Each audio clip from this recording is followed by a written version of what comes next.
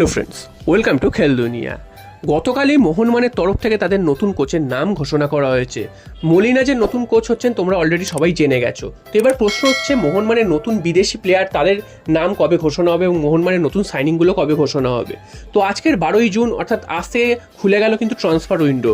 তো এরপর থেকেই সমস্ত দল তাদের অফিসিয়াল আপডেটগুলো কিন্তু এক এক করে ঘোষণা করবে এবং মোহনবাগান সেই অফিসিয়াল আপডেটগুলো ঘোষণা করবে।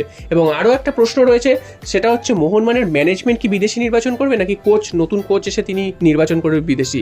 তবে মার্কাস মার্গুলো গতকালই কিন্তু বলে দিয়েছে মোহনবাগানের কোচ মলিনা তার হাতেই দায়িত্ব থাকবে নতুন বিদেশি নির্বাচনের ক্ষেত্রে।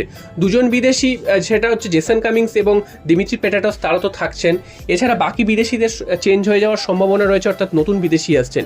এবং নতুন যেসব বিদেশি আসছেন তাদের মধ্যে কিন্তু খুবই বড় বড় নাম হতে চলেছে, সেটাও কিন্তু ইঙ্গিত দিয়েছে, এবং বড় সাইনিং আসতে চলেছে সেটাও কিন্তু ইঙ্গিত দিয়েছেন মার্কাস মার্গুলো।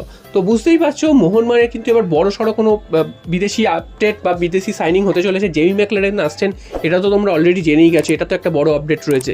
এছাড়াও কোপা বা ইউরো কাপ থেকে যে প্লেয়ার আসছে সেটাও কিন্তু অনেক ক্ষেত্রে সত্যি হতে চলেছে, কারণ সামনেই রয়েছে এই দুটো টুর্নামেন্টে খেলা প্লেয়ারদের ওপর কিন্তু নজর থাকবে মোহনবাগান ম্যানেজমেন্টের এবং কোচের। তো সেখানে যদি কোনো প্লেয়ারকে ভালো লাগে এবং সেটা যদি বাজেটের মধ্যে হয়, সেক্ষেত্রে কিন্তু মোহনবাগানের সেই প্লেয়ারকে দেখতে পাওয়ার সম্ভাবনা রয়েছে। তো এছাড়াও কিন্তু মোহনবাগানের সাথে কিন্তু একজন বিদেশি প্লেয়ারের নাম উঠে এসেছে, তিনি স্প্যানিশ, এবং যেহেতু মলিনা কোচ হয়েছেন তাই মনে করা হচ্ছে যে স্প্যানিশ প্লেয়ারের আধিক্য কিন্তু থাকবে মোহনবাগান দলে।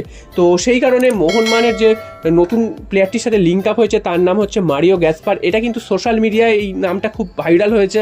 তো এখনও অবধি কিন্তু এর সাথে যে বিরাট কিছু কথা গিয়েছে তা কিন্তু নয়, বা তার সাথে যে কোনো অ্যাডভান্স স্টেজে গেছে সেরকম নয়, শুধু এই নামটা মোহনবাগানের সাথে লিঙ্ক আপ হয়েছে, তাই তোমাদের জানিয়ে দিচ্ছি। প্লেয়ারটির নাম হচ্ছে মারিও গ্যাসপার।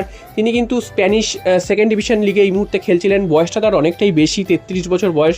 তবে এত বছর বয়সী বিদেশি এনে মোহনবাগানের আদৌ লাভ হবে কিনা সেটা সন্দেহ, কারণ মোহনবাগানের কিন্তু এখন 25-26 বছরের মধ্যে বিদেশি যারা হবে তারাই কিন্তু মোহনবাগানে ভালো সার্ভিস দেবে।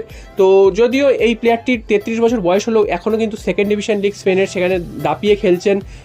তিনি কিন্তু স্পেনের অনূর্ধ্ব-21 দলেও খেলেছেন। এছাড়াও এলচের মতন দলে তিনি কিন্তু খেলছেন, লাস্ট মরশুমে খেলেছেন। বুঝতেই পারছো, তো এরকম একজন এক্সপিরিয়েন্স বিদেশি যদি মোহনবাগানে আসে তাহলে মোহনবাগানের তো দলটা শক্তিশালী হবে অবশ্যই। তবে আমি মনে করি না যে এই প্লেয়ারটি মোহনবাগানে হয়তো আসতে পারেন, তার নামটা হয়তো ভাসিয়ে দেওয়া হয়েছে বা একটা রিউমার পর্যায়ে রয়েছে। তো মলিনা এসে এমন কিছু প্লেয়ার আনবেন যে কিন্তু মোহনবাগান দলের সাথে অনেকটাই এফেক্টিভ। তো তোমরা কি মনে করো মোহনবাগানের কি এরকম বেশি বয়সের বিদেশি আনা উচিত? তোমরা কিন্তু অবশ্যই কমেন্ট বক্সে জানিও। এবং মোহনবাগান জেমি ম্যাকলারেন ছাড়া আর কোন বিদেশি বা কেমন টাইপের বিদেশি নিলে ভালো হয়, কোন পজিশনে বিদেশি নিলে ভালো হয়, সেটাও কিন্তু তোমরা অবশ্যই কমেন্ট বক্সে